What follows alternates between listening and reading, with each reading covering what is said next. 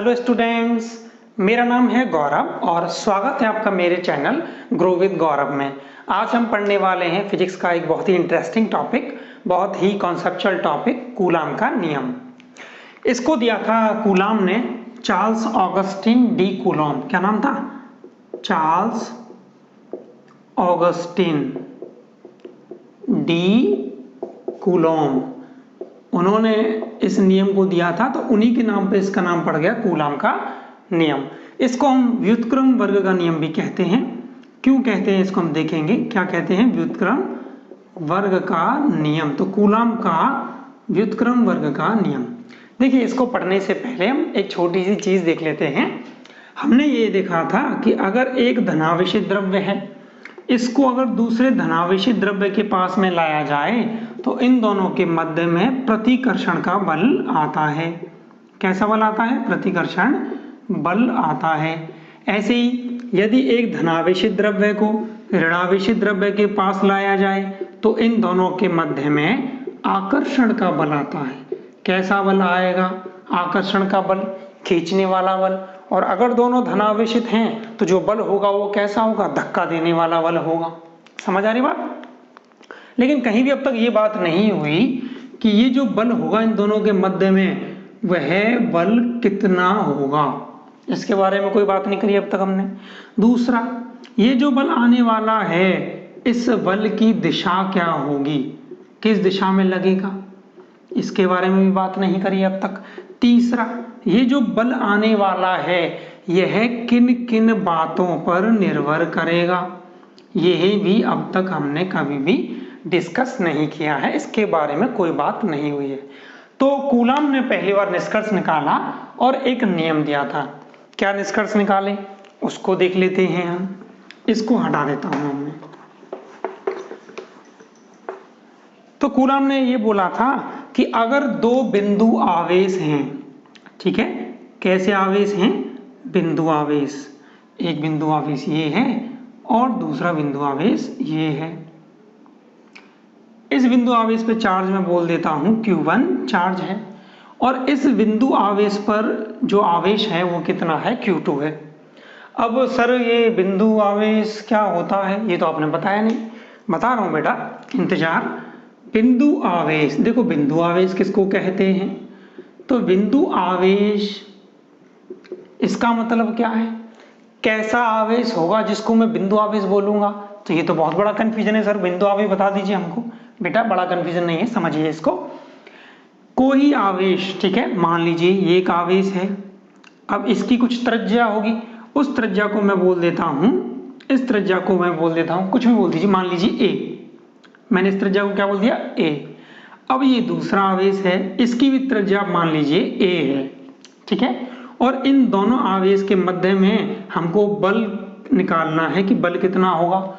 और इन दोनों आवेशों के मध्य की दूरी कितनी है? R।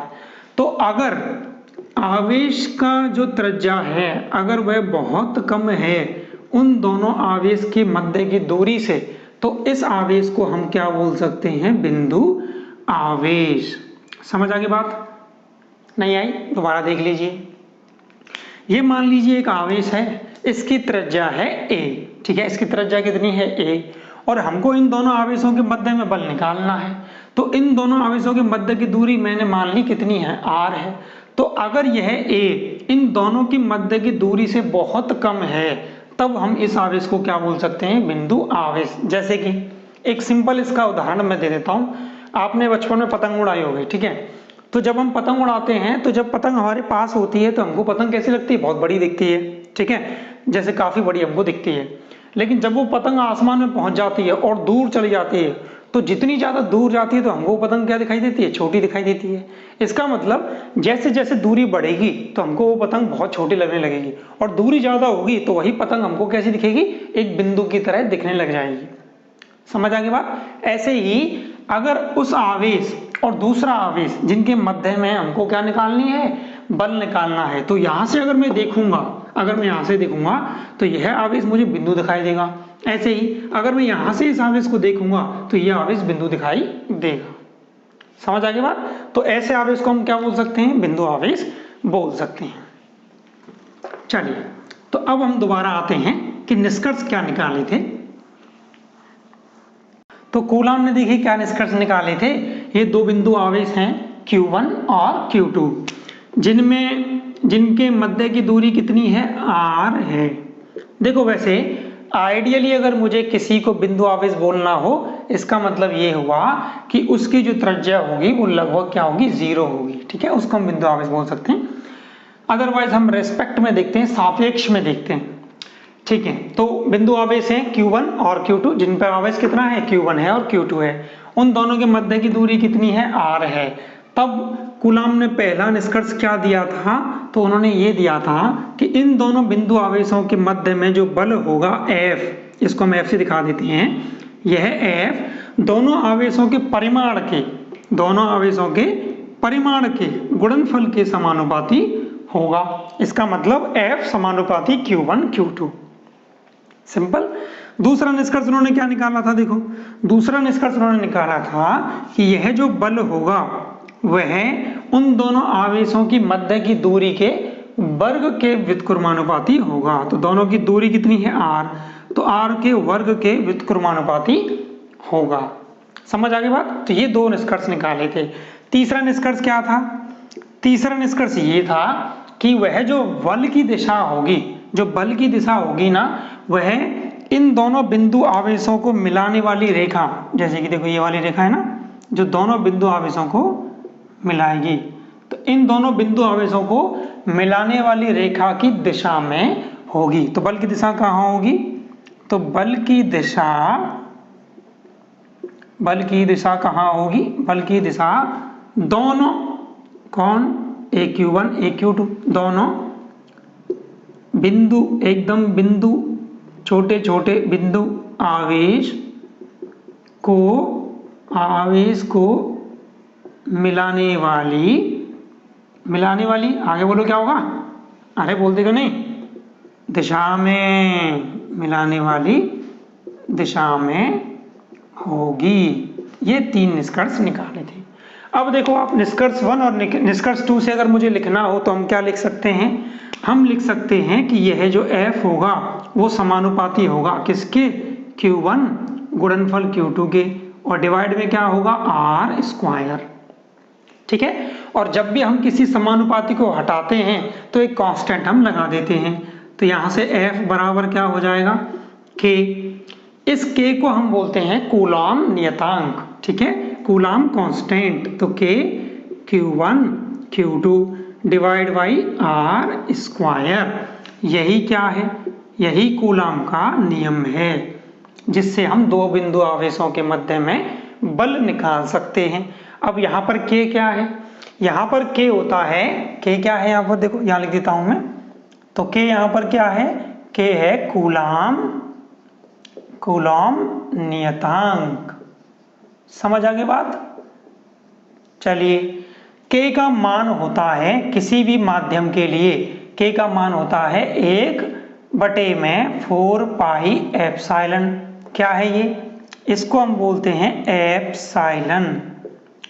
ठीक है, इसको बोलने का तरीका एप्सिलॉन होता है। ठीक है, जैसे इसको हम F बोलते हैं, इसको हम क्या बोलते हैं, एप्सिलॉन। यहाँ पे एप्सिलॉन क्या होता है, यह होती है माध्यम की विद्युतशीलता। क्या होती है, माध्यम की विद्युतशीलता। समझ आ गई बात यहाँ तक, बिल्कुल सिंपल बात हो रही है, आसान बात हो रही है आज तो एप्सिलॉन क्या होती है, यह होती है माध्यम की विद्युतशीलता। ठीक है, समझ आ गई बात। चलिए देखो, तो ये जो K होता है ना, ये K किस पे डिपेंड करता है, ये है K माध्यम पर निर्भर करता है।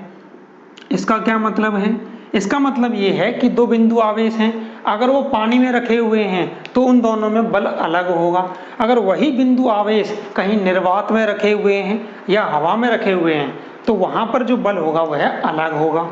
वही बिंदु आवेश अगर मैं रख दूं किसी धातु में तो वो उन दोनों के बीच में लगने वाला बल क्या होगा, अलग होगा। इसका मतलब ये जो बल होगा ना, वह माध्यम की प्रकृति पर भी निर्भर करता है। तो यहाँ पर K किस पर निर्भर करता है, माध्यम की प्रकृति पर निर्भर करेगा। यहां तक बात समझ आ गई। चलिए, अगर मैं बात करूं निर्वात की, किसकी बात करूं, निर्वात की। सर क्या बात कर रहे हो आप हैं? बात करूं निर्वात। देखो अगर मैं निर्वात की बात करूं ना, तो निर्वात में जो ये के होता है, निर्वात में हम के को लिखते हैं 1/4 pi epsilon not, epsilon not. जहां पर एप्सिलॉन नॉट क्या होता है? एप्सिलॉन नॉट होता है निर्वात, निर्वात मतलब जहां पर हवा नहीं होती, यूनिवर्स, निर्वात या हवा, हवा लिख दीजिए, वायु लिख दीजिए, हवा की विद्युतशीलता क्या होती है? ये विद्युतशीलता। समझ आ गई बात यहां तक? बिल्कुल सिंपल है। तो एप्सिलॉन नॉट क्या है? निर्वात या हवा की विद्युतशीलता। तो अगर मैं निर्वात या हवा में के का मान निकालूं तो के का मान निकलता है 9 गुणा 10 की घात 9। अब इसका यूनिट अगर मात्रक मुझे लिखना हो तो हम क्या लिखेंगे? देखो हम यहाँ पे लिखते हैं newton meter square divide by coulomb square. Sir ऐसे कैसे लिख दिया आपने? अभी मैं इसको बता देता हूँ कि ये के का मात्रक कैसे निकलता है। तो देखो के का मात्रक कैसे निकलेगा, यहाँ बता देता हूँ मैं, ठीक है? इसको हटा रहा हूँ। के क्या था? कूलम का नियतांक। एप्सिलॉन नॉट क्या होता है? विद्युतशीलता हवा की। अब देखो तो यहाँ से अगर मुझे के का मात्रक निकालना हो तो देखो कैसे निकालेंगे इस इक्वेशन से। देखो आप, अगर मुझे के लिखना हो तो मैं क्या लिखूंगा? देखो तो मैं के लिखूंगा एफ मल्टीप्लाइड विद क्या हो जाएगा? Are square divide by Q1 बटे में Q2। पक्षांतरण कर दिया, देखो आर स्क्वायर इधर भेज दिया, Q1 Q2 को नीचे भेज दिया। तो बताओ मुझको एक बात, फोर्स का मात्रक क्या होता है? सर न्यूटन होता है। दूरी का मात्रक मीटर, तो मीटर का स्क्वायर हो जाएगा, 2 बार है ना। और इसका कितना होगा? कूलाम इंटू में कूलाम, तो कूलाम का स्क्वायर, इसलिए इसका मात्रक क्या होगा? न्यूटन मीटर स्क्वायर और कूलाम स्क्वायर। ठीक है, तो ये क्या होता है? के। तो अगर मुझे निर्वात के लिए निकालना हो तो इसका मान आप याद रखिएगा, 9 गुणा 10 की घात 9 newton meter square divide by coulomb square. ये इसकी क्या है? यूनिट है, ये इसका मात्रक है। समझ आ गई बात? तो ये था कूलाम का नियम। एक बार दोबारा से मैं क्विक रिवीजन कर देता हूं। तो F समानुपाती था Q1 Q2 के, F समानुपाती था 1 बटे में आर स्क्वायर के। एक साथ लिखा तो F समानुपाती Q1 Q2 divide by r square. ये डिपेंड करता है चार्ज पर, निर्भर करता है किस पर? चार्ज पर, दोनों चार्ज के मध्य की दूरी पर और माध्यम की प्रकृति पर। और जो बल लगेगा, अब ये जो बल लगने वाला है, इस बल की दिशा क्या होगी सर?